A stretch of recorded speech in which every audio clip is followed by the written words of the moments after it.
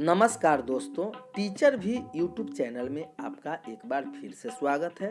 आपने इस चैनल को सब्सक्राइब नहीं किए हैं तो लाल रंग का बटन दबाकर चैनल को सब्सक्राइब कर ले और बगल के घंटा बजा दें ताकि इस चैनल पर जो वीडियो अपलोड हो वह सबसे पहले आप तक पहुंचे। हाँ दोस्तों, लाइक करना नहीं भूलेंगे क्योंकि आपके लाइक करने से ही हमारे मेहनत का फल मिलता है। तो आइए जानते हैं नियोजित शिक्षकों के बारे में क्या खबर आ रही है। बिहार के 4 लाख नियोजित शिक्षकों की अनिश्चितकालीन हड़ताल एकाएक ऐसा तोड़ दिया गया जैसे मानो महाकाल आ गया। अब जो हुआ सो हुआ। लॉकडाउन खत्म होते होते तथा स्थिति सामान्य होते होते यह मई तो निश्चित रूप से बीत जाएगा।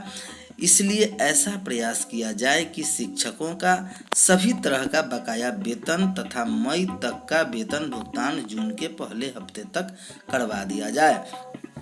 वेतन भुगतान हो जाने से शिक्षकों के समक्ष आ रही आर्थिक परेशानियों से उनके छुटकारा मिल जाएगा तथा वे संघ संगठन तथा आगे की रणनीति और लड़ाई के बारे में सकारात्मक रूप से चिंतित कर सकें। ऐसी संभावना लग रही है कि बिहार विधानसभा का चुनाव कम से कम 6 महीने तक टल जाएगा। अगर यह टल गया तो यह हम नियोजित शिक्षकों के लिए एक सुनहरा मौका होगा। हम पुनः विधानसभा चुनाव से पहले एक जोरदार आंदोलन का प्रदर्शन करते हुए अपनी मांगों को सरकार के समक्ष मजबूती से रख सकेंगे। इसके लिए जरूरी है कि वर्तमान संघर्ष समन्वय समिति में शामिल सभी शिक्षक संगठनों को शामिल रहते हुए ब्रजनंदन शर्मा को हटाते हुए एक बैठक पुनः बुलाई जाए और इस बैठक में ड्राफ्टिंग बहुत जरूरी है। पटना हाई कोर्ट के किसी एक वकील को बुलाकर पूरे संघ समन्वय समिति के नियम कानून तथा संविधान बनाया जाए तथा किन परिस्थितियों में हड़ताल टूट सकता है और किन परिस्थितियों में कौन कौन सा लोग वार्ता करने के लिए अधिकृत हो सकते हैं। यदि सभी कानूनी पहलू को ध्यान में रखते हुए संघर्ष समन्वय समिति के लिए एक बेहतर संविधान बनाई जाए जिसमें कि कोई भी शिक्षक संगठन का कोई भी नेता इधर उधर करते हुए हड़ताल को कमजोर करने की बात नहीं कर सके। विधान परिषद तथा विधानसभा चुनाव तथा अन्य पर्व त्योहारों को ध्यान में रखते हुए वेतन भुगतान को भी ध्यान में रखते हुए एक निश्चित तिथि से पुनः हड़ताल करने की कोशिश की जाए क्योंकि यह वर्ष एक चुनावी वर्ष है। अगर हम इस वर्ष में पुनः प्रयास नहीं किए तो फिर हमें ऐसा मौका 5 साल के बाद ही मिलने जा रहा है। इसलिए मेरा विचार है कि विधानसभा चुनाव से पहले एक बार फिर सरकार से दो हाथ करते हुए अपनी मांग मनवा ही लेना है। संघर्ष समन्वय समिति का नियम इतना कड़ा होना चाहिए कि कोई भी शिक्षक संगठन या नेता ना तो अनर्गल बयानबाजी कर सके और ना तो सत्ता पक्ष की किसी नेता वगैरह से बिना सूचना और इजाज़त के मिल सके। अगर वे ऐसा करते हैं तो ऐसा कानून बनाया जाए कि उन पर कानूनी रूप से भी दंड देने का प्रावधान हो। अंत में मैं यही कहना चाहूँगा कि यह वर्ष चुनावी वर्ष है। इसी वर्ष में हमें जी जान लगाकर अपनी मांग मनवा लेना है, अन्यथा 5 वर्ष हमें कुछ भी नहीं मिल सकेगा। शिक्षक बहुत हताशा है। उनकी भावनाओं को समझते हुए तथा शिक्षक संगठन अपनी निजी स्वार्थ को ईगो की दरकिनार करते हुए एक बार पुनः संगठित होकर सरकार से दो हाथ करके कृपा करें। बिहार पंचायत नगर प्रारंभिक शिक्षक संघ मूल समस्तीपुर की ओर से जिले के सभी शिक्षकों को सूचित किया जाता है कि डीईओ समस्तीपुर के कार्यालय पत्रांक 927 दिनांक 9 मई 2020 को पुनः संशोधित करते हुए पत्रांक 935 दिनांक 9 मई 20 निर्गत किया गया। उक्त आदेश के आलोक में सभी नियोजित शिक्षक अपने अपने संबंधित विद्यालय के प्रधानाध्यापक प्रभारी प्रधानाध्यापक से अपनी कर्तव्य पर अपने सुविधा अनुसार कोरोना वायरस की लॉकडाउन के नियम अनुसार उपस्थित संपर्क में रहेंगे।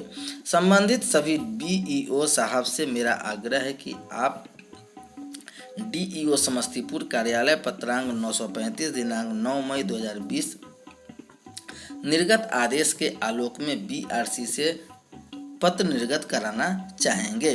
कुमार रजनीश जिलाध्यक्ष, रामनाथ कुमार महासचिव द्वारा जिला कमेटी प्रखंड कमेटी के सभी सदस्यगण बिहार पंचायत नगर प्रारंभिक शिक्षक संघ कि पता ही नहीं कुछ प्रदेश नेतृत्व मेमने के तरह से कार्यों कर रहे हैं। इसी में मैं कारणों से नियोजित को ये दुर्दशा है, फिर भी ये लोग में त्याग कर हम हमारा क्यों स्वीकार कर रहे हैं। अभी भी वक्त है सीधे तरीके से एक हों, हम हमारा बोलना स्वीकार करें। माना कि प्राकृतिक मार्ग के सामने सभी ने घुटने टेके, पर एक अच्छे सेनापति का दायित्व भी होता है और अपने घायल, तनावग्रस्त, बीमार और बिना लड़े प्राण त्यागे को विवश सेना को सुरक्षित रख अगली युद्ध की रणनीति बनाई जाए।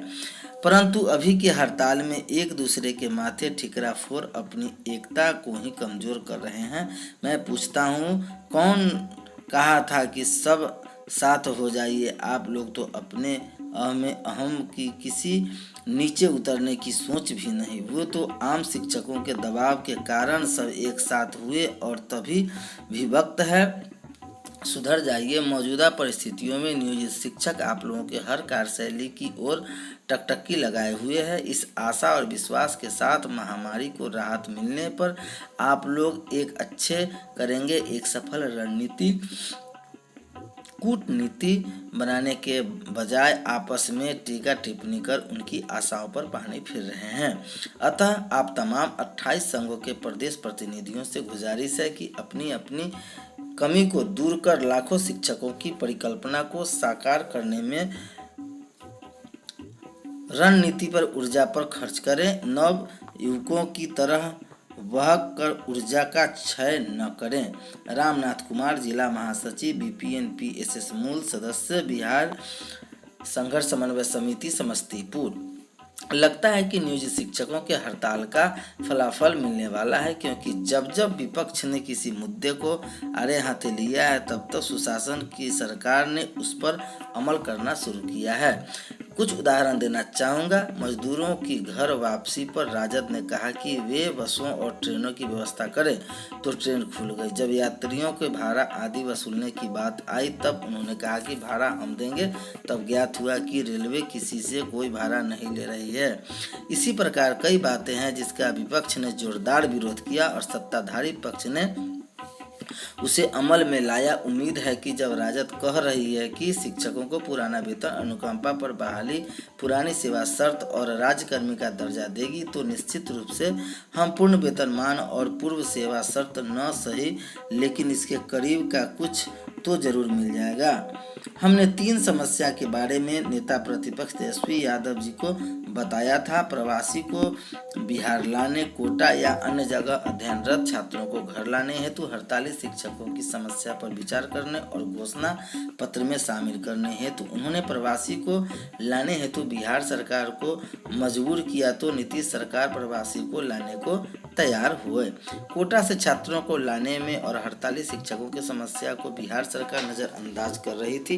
तो कल शाम दिनांक 9/5/20 शनिवार को हमने पुनः इस मुद्दे पर बताया कि प्रतिपक्ष तेजस्वी यादव ने बिहार सरकार को दबाव बनाया, काम करना शुरू किया। तब बिहार सरकार कोटा से ट्रेन दी। विधान पार्षद नवल किशोर यादव का बयान शिक्षकों को मनोबल कमजोर करने वाला। चंद्रकिशोर कुमार कहना है कि लंबे समय से चल रहा शिक्षकों का हड़ताल 4 मई को आखिरकार समाप्त हो गया।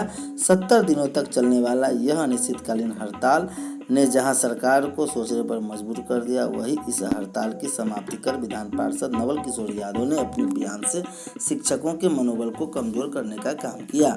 नवल किशोर के दिए गए बयान पर चंद्रकिशोर कुमार, सचिव प्रमंडल माध्यमिक शिक्षक संघ पटना, ने कहा कि अनिश्चितकालीन हड़ताल 100% सफल रहा और शिक्षक संघ ने साबित कर दिया कि आप बिहार माध्यमिक शिक्षक संघ के मुकम्मल एकता के प्रति प्रतिबद्ध है। वैश्विक महामारी और लॉकडाउन का पालन करते हुए संघर्ष में अडिग रहे। इनकी जितनी प्रशंसा की जाए वो कम है। गैर बराबरी के विरुद्ध अपनी कतिपय मांगों के समर्थन में एकजुटता के साथ अहिंसक आंदोलन कर एक ऐतिहासिक मिसाल कायम किया जो बिहार माध्यमिक किया। इस आंदोलन में शिक्षक संघ के संघर्ष से इतिहास की मील का पत्थर साबित हुआ। कोरोना महामारी की भयावहता को स्थिति में मानवीय संवेदना का सम्मान करते हुए नेतृत्व के हड़ताल समाप्त किया। इस आंदोलन में यह देखा गया कि शिक्षक मित्रों को अपने नेतृत्व पर पूर्ण भरोसा है और नेतृत्व को अपने सदस्यों के प्रति गहरी संवेदनाशील है, जिसे मुख्यमंत्री जी बिहार सरकार भी बखूबी